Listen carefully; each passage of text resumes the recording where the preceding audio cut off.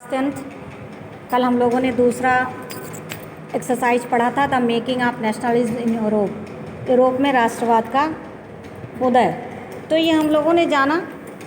कि कैसे कोई स्टेट राज्य नहीं था, लोग कैसे शासन कर रहे थे, सबकी अलग अलग बोलियां थी, अलग अलग समुदाय के लोग एक ही जगह रहते थे और अपने राजा के प्रति समर्पित थे। फिर कह रहा है 2.1 में आते हैं the aristocracy and the new middle class, यानी उच्च वर्ग और नया मध्यम वर्ग। Socially and politically landed aristocracy was the dominant class on the continent, यानी देखा जाए कंटिनेंट महाद्वीप पर राजनीतिक तौर पर उच्च वर्ग ही था। उसमें the member of this class were united by a common way of life that cut across regional division, यानी जो भी वर्ग के लोग थे वो क्या था, अपनी जीवन शैली ऐसे ही जी रहे थे जैसे कॉमन होता है। उसके बाद और क्या, रीजनल क्षेत्रीय डिवीज़न में बटे हुए थे, क्षेत्रीय भागों में बटे हुए थे। They owned estate in the countryside and also town houses, और उनकी अपनी ज़मीनें थी टाउन हाउसेस यानी कि शहरों के घरों में। They spoke French for purpose of diplomacy and in high society, और वो क्या बोलते थे, फ्रेंच बोलते थे, यानी हाई सोसाइटी बहुत उच्च वर्ग के लोग। Their families were often connected by ties of marriage, और एक दूसरे से विवाहतर संबंध में जुड़े होते, यानी कि वहाँ पर जैसे उन जो थे वो उनके यहाँ अपनी बेटी को वो करना, पुत्र को। आपको अच्छा ये बताइए marriage this powerful aristocracy was harbour numerically group small group, और क्या था, बहुत ही क्या स्मॉल छोटे भाग उसमें बटे हुए थे। The majority of the population was made of the peasantry, और जो जनसंख्या थी वो क्या थी, क्या नाम है, छोटे समुदाय के साहूकारों की। To the west the work of land was found by tenants and small owners, while in eastern and central Europe pattern of land holding was characterized by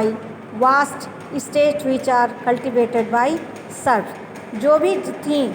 ज़मीनें वो खुद खेती करते थे, और वहाँ पर जो थे छोटे मोटे ओनर वो अपनी खेती खुद करते थे, और दूसरे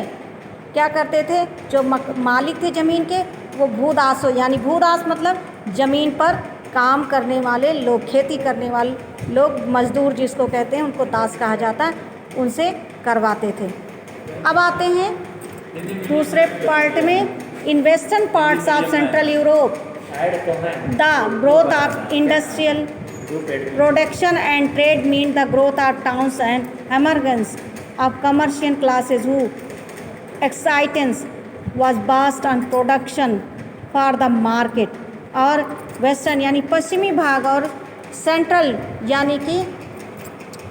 मध्य यूरोप, यानी देखा जाए या फिर पूरे यूरोप के बीच में ग्रोथ ऑफ इंडस्ट्रियल प्रोडक्शन, और क्या हो रही थी, जो उत्पादन हो रहा था, mean of growth towns and emergence commercial classes, यानी कि देखा जाए शहरों में, और कमर्शियल क्लासेस यानी कि जैसे कि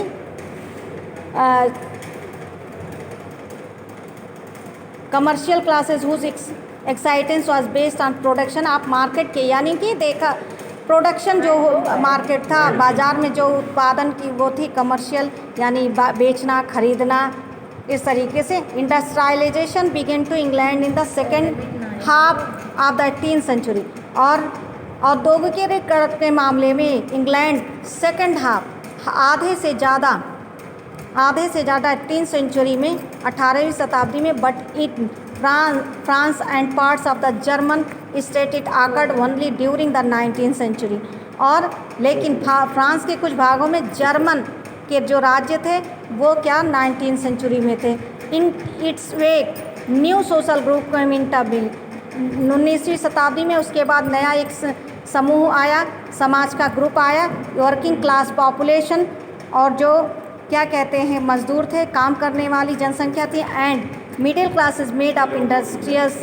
businessman professions. In central and eastern Europe these groups were smaller in number till late 19th century it was among the educated liberal middle classes that ideas of national unity following the evolution of aristocratic privileges gained popularity। देखा जाए तो यहाँ पर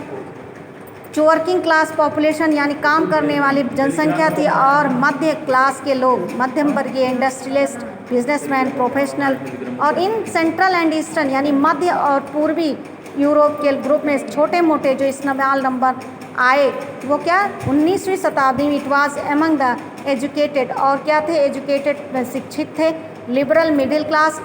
और मजदूर जो थे वो मध्यम वर्गीय, ideas of national unity following the वो क्या कर रहे थे अरिस्टोक्रेटिक प्रिविलेज, इस जो बहुत ही अमीर थे जन्म से, जो अपनी पॉपुलैरिटी वो गेन कर रहे थे, उनको वहाँ पर कहा कि इनके विचारधारा को नेशनल एक तरीके से एक राष्ट्रीय एकता में बांधी जाए। आप इसको देख लीजिएगा बेटा और पढ़ लीजिएगा, नहीं समझ में आएगा तो बताइएगा, आपको फिर से भेज देंगे।